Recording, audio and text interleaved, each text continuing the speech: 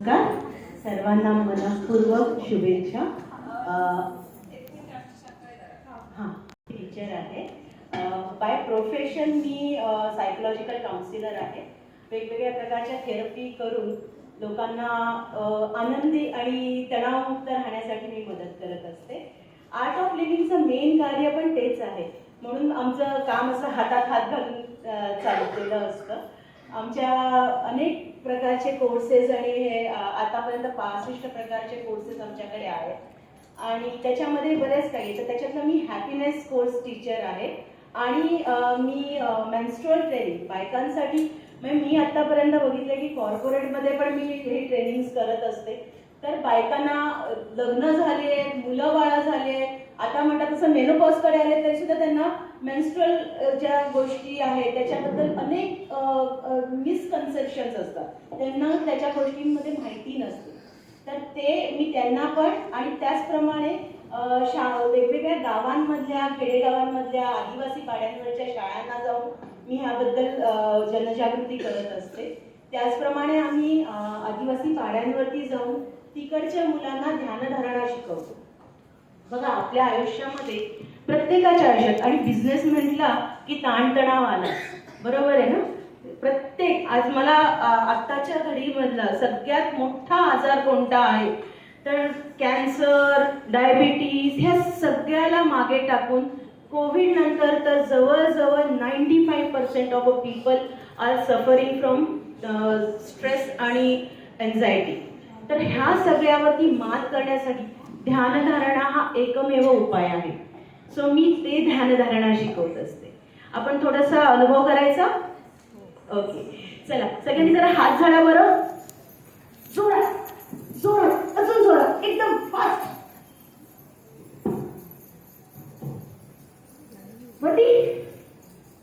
आणि छान हसायला येतं आपल्याला. असं काहीतरी गमतीशीर काहीतरी करत असलो की साईडला लाल मारू नका, आजूबाजूच्या मारू. बघा किती छान हसायला येतं की नाही आपल्याला. पण हे हास्य जेव्हा आपण काम करत असतो तेव्हा आपण विसरलेलो असतो. बघा, बऱ्याचदा काय होत असतं की आपण जेव्हा म्हणतात ना की एक लहान बाळ असतं ना, ते दिवसातनं कमीत कमी 300 ते 400 वेळा स्माईल करतो. तुम्हाला माहिती आहे आपण किती वेळा स्माईल करतो दिवसभरातनं? हार्डली 3 ते 4 वेळा. आणि म्हणूनच आपण दर थोड्या दिवसांनी मग कोणीतरी बीपीचा गोळी खायची वेळ येते, मग कोणातरी डायबिटीसची गोळी खायची येते. बघा, तुम्ही जाडे असा बारीक असा काही घेणं देणं नाहीये. तुम्ही आनंदी आहात का? आतमधनं तुम्ही खुश आहात का?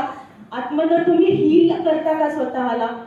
लागणार, पडणार, धडपडणार, आपण कामं करतोय एवढी छानपैकी, तर आपल्याला स्ट्रेस तर असणारच आहे. असं कोणीच नाहीये जगामध्ये ज्याला स्ट्रेस नाही. ज्यांनी मला सांगितलं ना की मला कुठला स्ट्रेस नाही, मी त्याला सांगते जाऊन हिमालयात तू नक्की राहण्याची तुझी सोय किंवा डायरेक्ट तुला एनलायटनमेंट मिळालेली आहे.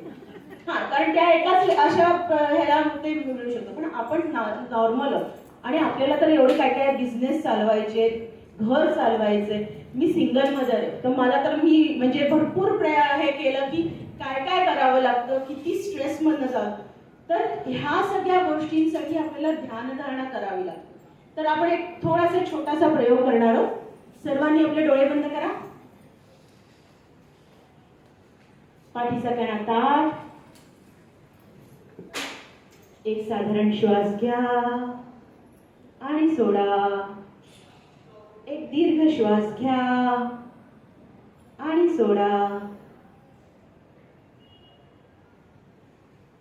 आता सावकाशपणे आपलं सगळं ध्यान आपल्या पायांवरती घेऊन जा. पायाचा पंजा, पायाची बोटं, गुडघा, मांडी, कंबर, पोट, छाती, आपले हात, मान, डोकं आणि सर्व शरीर.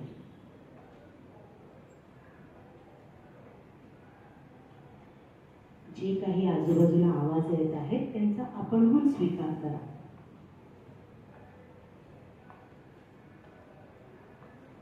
आपलं शरीर हे देवाने दिलेली एक खूप मोठी देणगी आहे.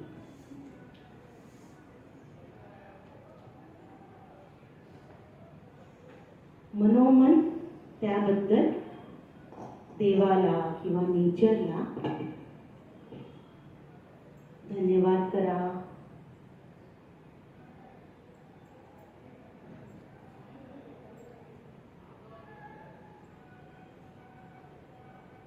एक साधारण श्वास घ्या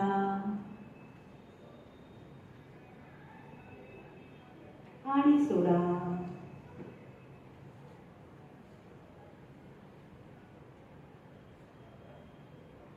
आणि सावकाशपणे आपण आपले डोळे उघडू शकता. कसं वाटतंय? हे गेले किती मिनिटं? आपण फक्त 5-1 मिनिटं. आम्ही असे तास बसतो. पण खरंच सांगते, जेव्हा तुम्हाला जास्ती तणाव वाटतो, जेव्हा मेडिटेशनला पर्याय नाही, मन चंगा तर सब चंगा असं म्हटलं जातं. शरीर तुमचं एखाद्या वेळेस वीक असेल ना, तुमचा एखादा अवयव वीक आहे, तुमचं आता ह्या क्षणाला मला फ्रोझन शोल्डर आहे, म्हणजे ऍक्च्युली तर मी आता डॉक्टरकडे जाऊन ट्रॅक्शन लावायला पाहिजे, पण आज मी इथे येऊन बोलू शकते ते कारण मी ध्यान करते एव्हरी डे. मला हार्टचा प्रॉब्लेम झाला होता 8 वर्षापूर्वी, त्यामुळेच मी ह्या क्षेत्रात आले. सो हे सगळे जे आपण म्हणतो ना की हे अरे मला हे होतंय, मला ते होतंय, या सगळ्यातनं जर का कुठेतरी बाहेर पडायचं असेल तर ध्यानधारणा हा एकमेव उपाय आहे आपल्याकडे. तुम्हाला कुठल्याही प्रकारचं जर का त्याबद्दल मार्गदर्शन हवं असेल तर तुम्ही कधीही काहीही मला प्रश्न, आत्ता सुद्धा तुम्ही मला प्रश्न विचारू शकता. Any questions? कोणाला काही प्रश्न? एकटेपणा असेल तर काय? हा सगळ्यात चांगली गोष्ट आहे, एकटेपणा आहे तर. खूप एकदम आश्चर्य वाटलं ना. एकटेपणा का वाटतो? का माहितीये?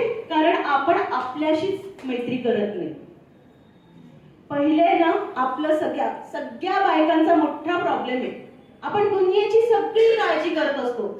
माझा नवरा, माझा मुलगा, माझा काका, माझा मामा, हे ते सगळं करतो, पण तुम्ही तुमच्याशी मैत्री केली का? कारण आपल्याशी मैत्री आपण करतच नाही. सो एकटेपणा जर का वाटतोय ना तर ऍक्च्युली तुम्हाला खरंच खूप गरज आहे ध्यान करण्याची. कारण ध्यान केल्याने काय होतं मी सांगते हे, आणि काहीही ह्याच्यामध्ये बुवाबाजी आणि धांदली नाहीये, हेच प्युअर सायन्स आहे. मी स्वतः सायकोलॉजिकल काउन्सिलर आहे. सो मला कोणीतरी विचारलं, अरे तू काउन्सिलर आहेस, तू ध्यान काय करायला सांगते? मी काउन्सिलर आहे म्हणूनच मी ध्यान करायला सांगते. बिकॉज माणसाला जर का मन शांत ठेवायचं असेल तर ध्यानधारणेशिवाय पर्याय नाही. आपण काय होतं, आपण लोकांच्या मध्ये जात असतो, वेगवेगळ्या लोकांमध्ये जातो, फिरतो, बोलतो, चालतो, सगळं करतो. कधी आपल्याला असं होतं का की आपल्याला ते कोणीतरी सगळेच जण चांगलं म्हणताय? नाही, कोणतरी चांगलं म्हणणार, कोणतरी वाईट म्हणणारच आहे आपल्याला. पुढे नाही म्हणलं तर मागे म्हणणार आहे, आणि विच इज ओके. कारण तो त्याचा ओपिनियन आहे, तो त्याचं म्हणणं आहे, माझं नाही. हे जेव्हा आपण स्वतःला सांगू शकतो, एक त्रयस्थ होऊन आपण आपल्याकडे बघू शकतो ना, तेव्हा खरं एकाकीपणा जातो. बरोबर आहे? सो उलट एकाकीपणा असेल ना तर थँक्यू म्हणा. कारण माझं असं म्हणणं आहे की बाप्पा ज्याच्यावर खूप प्रेम करतो ना त्याला तो एकटा ठेवतो, कारण त्याला तो ताकदवान बनवतो.